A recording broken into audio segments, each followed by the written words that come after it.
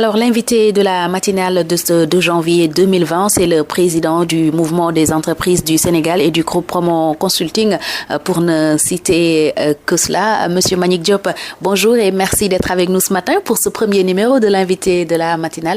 C'est un grand plaisir de vous recevoir. Bonjour Fatou, et je m'honore d'être votre premier invité au sein de cette nouvelle année. D'abord, je commence par vous présenter mes vœux, les meilleurs, de bonne et heureuse année 2020 à travers votre personne, toute la rédaction, tout le personnel de Rewmi FM, du groupe Promo Consulting, que cette année soit une année vraiment de succès, de réussite et surtout aussi de satisfaction personnelle pour chacune d'entre vous au niveau familial. Donc je suis ravi d'être aujourd'hui en face de vous ce jeudi 2 janvier pour être le premier invité donc de ce format. Merci Président, nos vœux les meilleurs à vous également et à toute l'équipe de Promo Consulting. Alors comme à l'accoutumée, le chef de l'État s'est adressé à la nation le 31 décembre dernier. En tant que Sénégalais, comment trouvez-vous ce discours? Oui, merci Fatou. Je pense que c'est une tradition et c'est l'occasion pour le chef de l'État d'échanger avec les Sénégalais et surtout le Sénégal des profondeurs. C'est important. Je crois que c'est un discours qui est concis et ça c'est important. Parce que si ça nous renvoie dans le passé, les discours des chefs d'État, des fois c'était 1 heure, des fois 45 minutes, 40 minutes. Maintenant, le discours c'est entre 10 et 15 minutes. Donc je pense déjà sur le plan technique, c'est agréable à voir ou à écouter. Dans le fond, je pense que le chef de l'État a abordé les principaux thèmes et surtout les secteurs qui intéressent les Sénégalais. Et je crois qu'il a essayé d'apporter le début de commencement de réponse. Il est vrai que l'État ne peut tout faire et puis le chef de l'État lui-même ne peut pas satisfaire tout le monde, mais il essaye. Et nous, en tant qu'acteurs du secteur privé, en tant que citoyens sénégalais, on l'a écouté, on l'attendait sur l'électricité, on l'attendait sur l'eau, on l'attendait sur la santé, on l'attendait sur plein d'autres sujets qui aujourd'hui préoccupent les Sénégalais. Je pense qu'il a apporté des réponses. Maintenant, il reste la mise en œuvre. Ce que nous espérons et souhaitons, c'est que dans 1 an, que les Sénégalais voient leurs conditions sociales s'améliorer. Alors, dans son message aussi, il a renouvelé son appel à l'endroit de tous les Sénégalais pour se retrouver autour de l'essentiel, d'où d'ailleurs le dialogue national. Vous faites partie des membres du comité de pilotage très restreint que va diriger Famara Ibrahima Sagna. Alors, au sortir de ces discussions de 3 mois, à quoi vous vous attendez et à quoi les Sénégalais peuvent s'attendre? Je pense que aussi c'est une excellente initiative, le comité de pilotage du dialogue national, où nous nous retrouvons avec les acteurs de la société civile, les acteurs politiques, nous, les acteurs économiques et d'autres personnalités, des citoyens, pour qu'ensemble nous puissions échanger sur l'essentiel. Et j'ai eu à le dire à vos confrères le jour même de l'installation du comité, il faut qu'on se retrouve sur l'essentiel.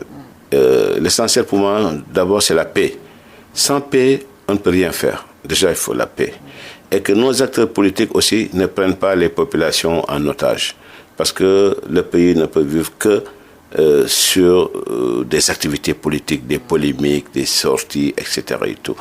Le pays a besoin de stabilité, le pays a besoin que l'économie tourne, le pays a besoin d'emploi, le pays a besoin de plein d'autres choses en dehors de la politique. Et je pense que se faire retrouver tous les acteurs qui constituent aujourd'hui les forces vives de la nation pour qu'ensemble nous puissions échanger pour le devenir de ce pays est important.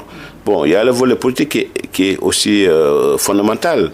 Et les acteurs politiques, j'ai eu à leur dire, devraient mettre le Sénégal en avant de mettre des intérêts, soit de leur parti ou des intérêts personnels. Et nous, c'est aussi l'occasion d'échanger avec les hommes politiques, de leur dire qu'aujourd'hui, le pays ne se repose que sur la politique.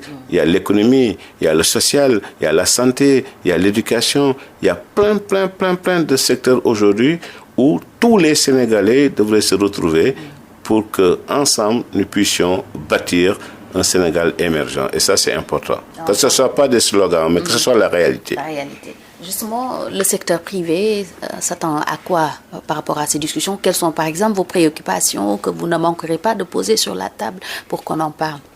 Oui, le secteur privé, vous savez, je pense que vous, à titre personnel, Fatou, ça fait 3, 4, 5 ans, vous m'interviewez et je reviens toujours là-dessus.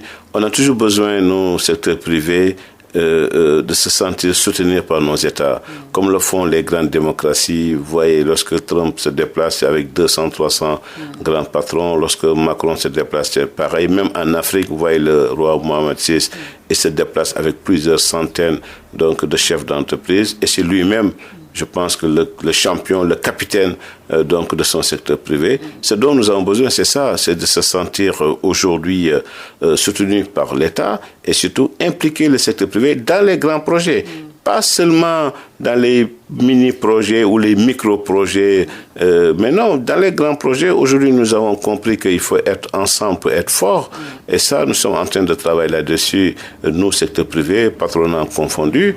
Et je crois que depuis 2 ans, 3 ans, quand même, l'État nous tend la main, nous essayons de travailler en bonne intelligence. Il reste beaucoup à faire, énormément de choses à faire. Et puis, dans la perspective aussi de l'exploitation du pétrole, du gaz et autres, nous avons tenu des séminaires avec Cospetrogaz, justement, et nous sommes aussi en train de réfléchir pour mettre en place des structures anticipées donc, sur l'exploitation donc, de ces ressources naturelles, faire en sorte que nos entreprises respirent, que nos entreprises travaillent, que nos entreprises investissent, que nos entreprises surtout puissent embaucher de jeunes Sénégalais. C'est ça qui est important.